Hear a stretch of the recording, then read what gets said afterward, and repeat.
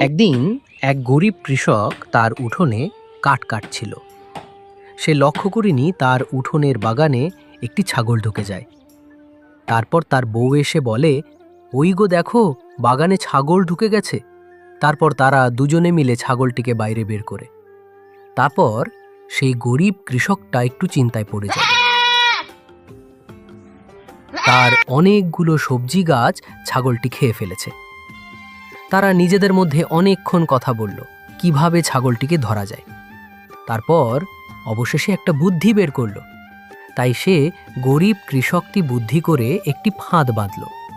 ফাঁদটি বাগানের পাশে রেখে দিয়ে তারা ঘুমিয়ে পড়ল। তারপর মাঝরাতে হঠাৎ ছাগলের চিৎকার শোনা যায়।